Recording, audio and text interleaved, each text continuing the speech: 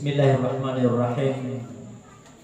Assalamualaikum warahmatullahi wabarakatuh.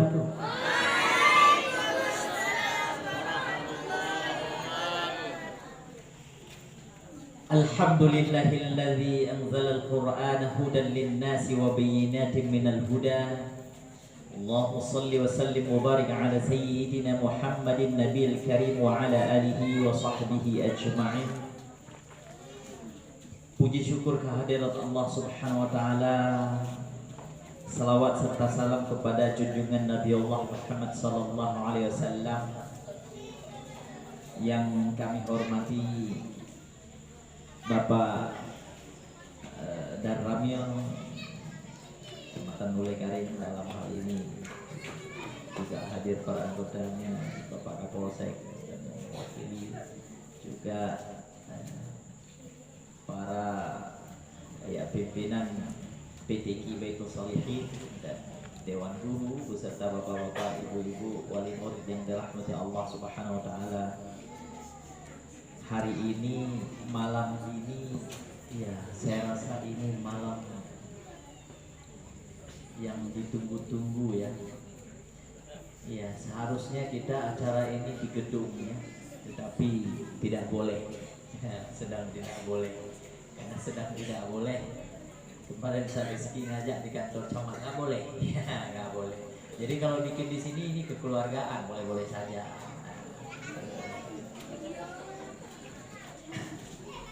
Tapi tahun depan kalau bisa di aula kantor camat.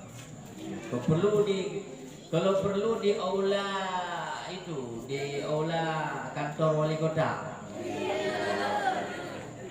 Atau melalui Pak Dan Ramil nanti kita minta di aula Kodim di sana ya, biar gagah-gagah kita seperti tentara ya kan. Ada yang mau jadi tentara? Siap? Iya. Khusus di Aceh untuk masuk polisi yang hafiz itu langsung lulus, nggak salah. Masuk tentara juga dari hafiz itu 30 langsung lulus itu. Nah, nanti kita tanya lagi ke sana. Bapak-bapak, ibu-ibu yang dirahmati Allah Subhanahu wa taala, waktu saya kecil dulu itu rumah abu saya kan rumah panggung itu kan. Jadi di belakang rumah panggung itu kami ada jambu, bak jambunya na jengki tok tepung. Ilikut jengki tok tepungnya na lem jambu berandang kai dan umpung mana. Jadi banyak sekali umpung dicep. Ya, umpung dicep yang gantung-gantungnya lagi di belakang. Roji nak dicep misalnya cep burung. Yang umpung dicep burung. Ini halali. Anak pada midali. Jadi nak ke lia bulun. Watenya lut dalah gelah 5 SD leh 6 nya lagi nyam dak manusia. Lu pujut lia Allah. Jadi itu kan apa namanya, dari daun padi, daun rumput itu diulir lagi kepugat jeng ya. Dirajut demikian rupa sehingga menjadi kandang. Apa namanya, sangkar dia itu. Di situ dia beranak, di situ bertelur, di situ berkehidupan. Yang laginya itu tak manusia. Saya nggak paham, tapi ternyata lambat laun saya pahamnya apa, bahwa otak manusia ini dia punya kemampuan untuk merekam memori-memori itu seperti merajut begitu. Satu huruf yang dihafal, satu ayat yang dihafal itu punya kekuatan memori yang sangat luar biasa. Saya kembali menerima informasi ini ketika almarhum Profesor Nur Khalis Majid itu berpidato tahun 1994 di sebuah pertemuan di ruang pertemuan Masjid Istiqlal bawah. Itu kami ada sebuah pertemuan, kalau nggak salah pertemuan Disnatalis HMI.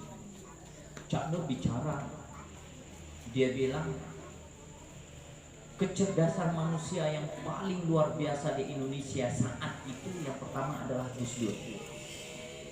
Gus Dur itu memiliki kemampuan memori yang sangat luar biasa.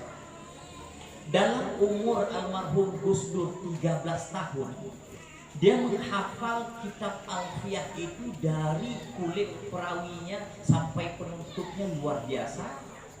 Dan untuk mentasheh Alfiyah itu yang ribuan bait itu, dia jalan kaki itu dari Jombang menuju Banyuwangi, jalan kaki.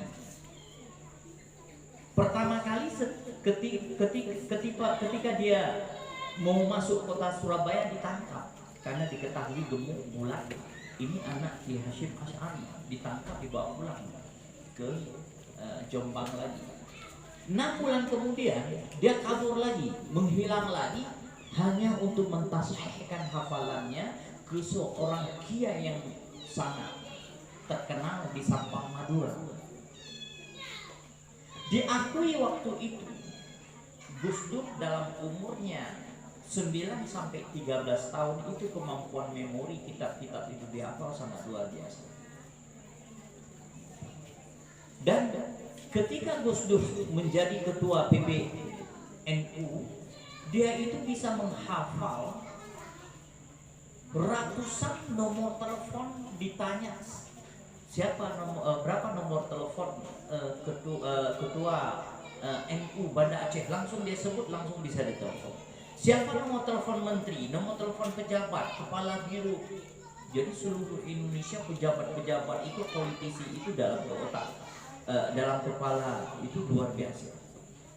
Nah, dijelaskan oleh Cak Nur waktu itu bahwa kekuatan memori dalam otak manusia itu dirajut seperti burung merajut sangkarnya di pepohonan. Jadi saya connectnya ke situ waktu itu. Baru saya sadar ayah saya pernah bilang begitu. Lagian ke budak manusia. Maka saya menerima dari Cak Nur tahun 93 itu dijelaskan luar biasa. Maka kemampuan rekaman itu akan semakin kuat ketika terus diulang-ulang. Dan lambat laun dia juga akan menurun ketika umur manusia itu mencapai umur 70, 80 sampai 9 tahun itu menurun kembali seperti sangkar itu juga lama-lama dia rapuh, rusak sampai punah dia ketika tidak meninggal.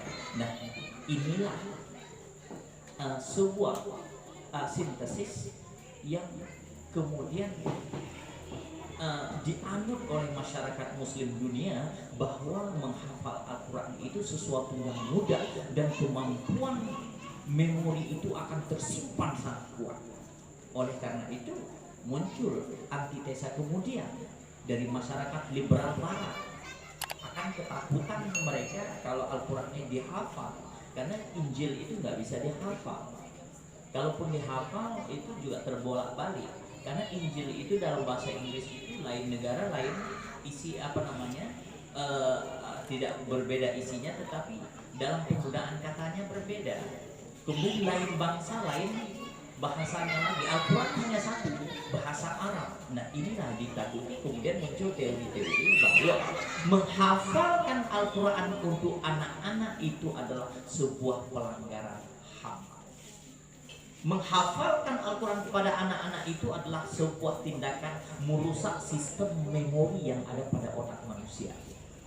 Nah, ini harus dilawan cara berpikir barat seperti ini, apalagi di era kemajuan sains dan teknologi yang kita kenal dengan era digital 4.0. Artinya apa? Bahwa perpaduan antara sistem ilmu, sains dan teknologi dengan digital, maka semuanya akan serba digital. Maka ruang privasi pun akan sempit. Artinya sains, ilmu pengetahuan dan teknologi itu bisa dijalankan secara digital tanpa ada batas, tanpa kabel. Jadi hijab itu sudah tidak ada lagi.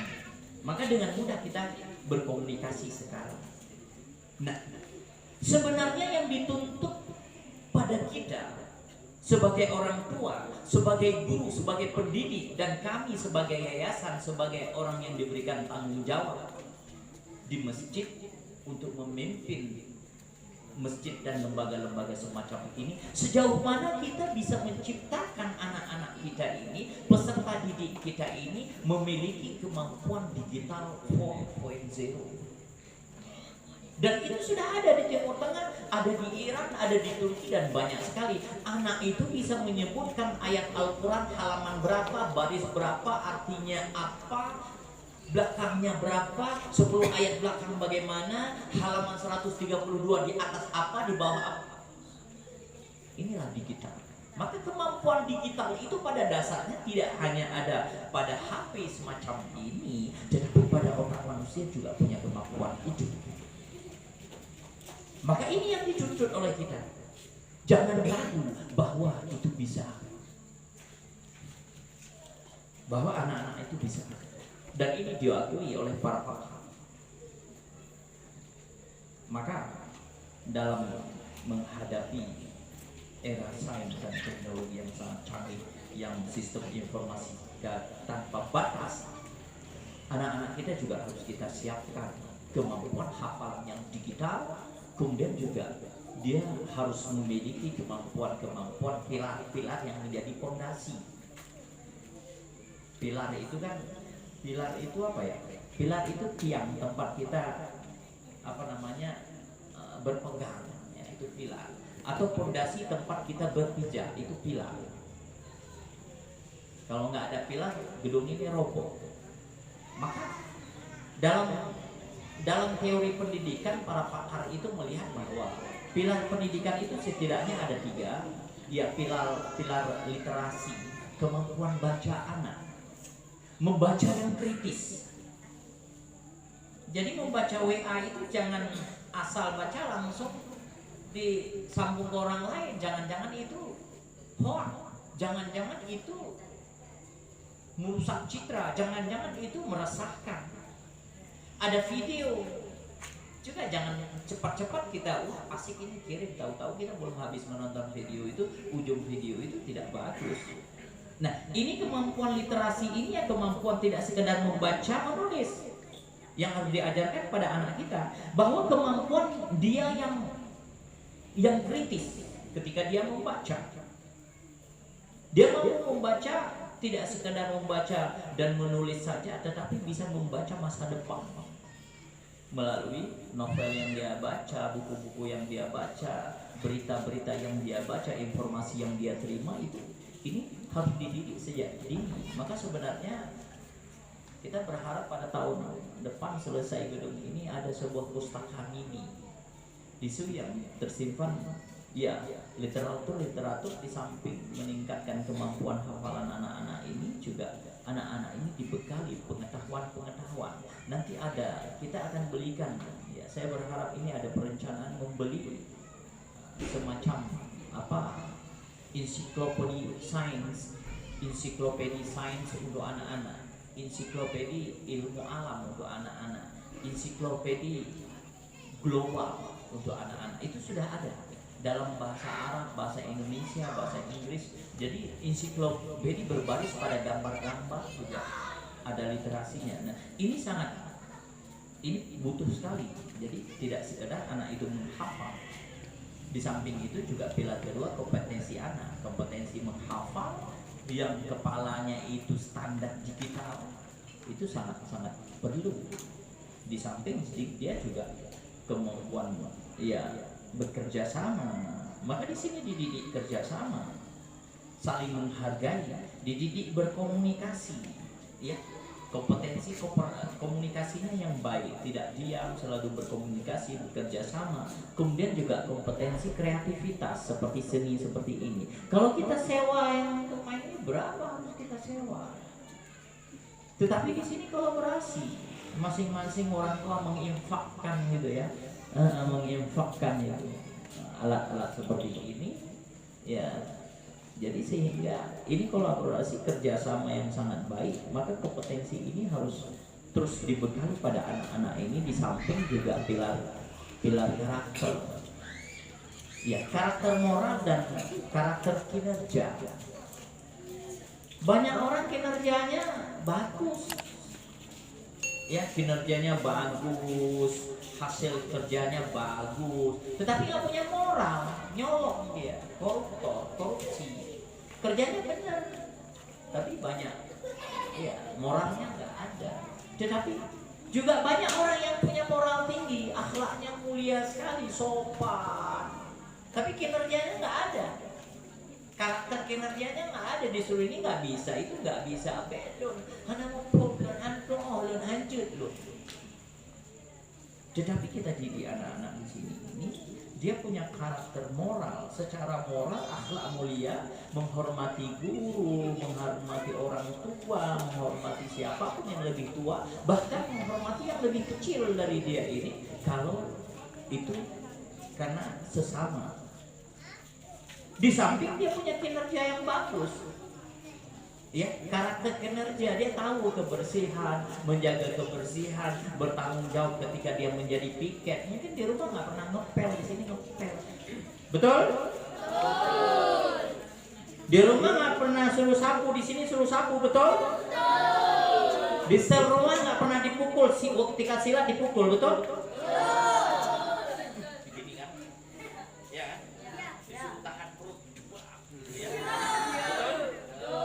Harus biar dia gagah,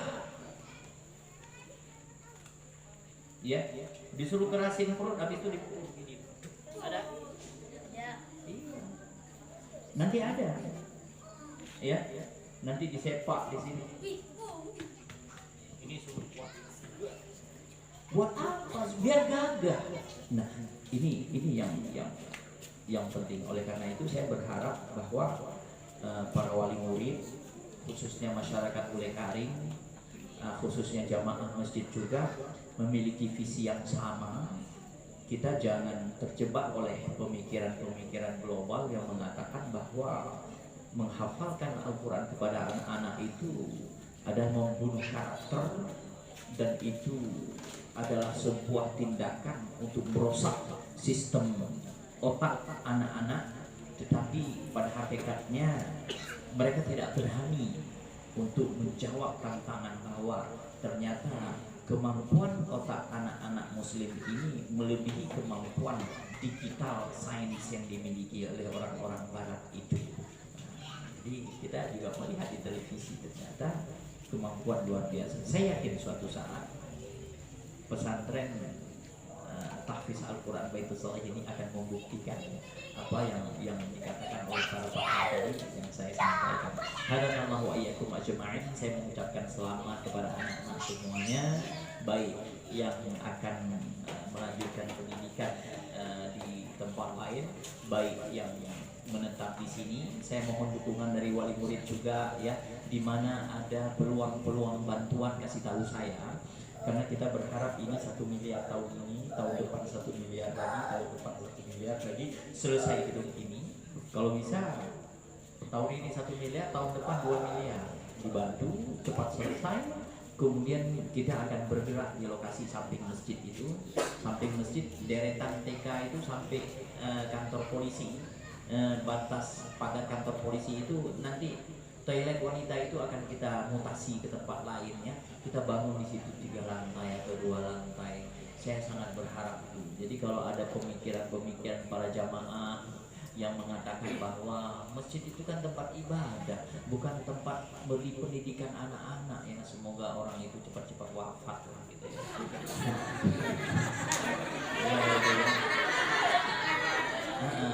Atau ya biar ini jadi apa ya, umat ini nggak bagus juga pikiran saya, ya. Ya semoga orang-orang itu berubah cepat pikirannya. Karena tugas masjid itu bukan tugas ibadah saja, bukan tugas ibadah pengajian saja. Masjid harus bertanggung jawab terhadap pendidikan anak-anak, pendidikan Al-Quran, pendidikan TK, tahfiz, bahkan sekolah. Bahkan kalau ada orang miskin, ada orang lemah, ada orang sengsara, ada orang yang tidak punya uang untuk mengobati anaknya, itu mintanya sama masjid. Itu yang paling benar. Jadi itu.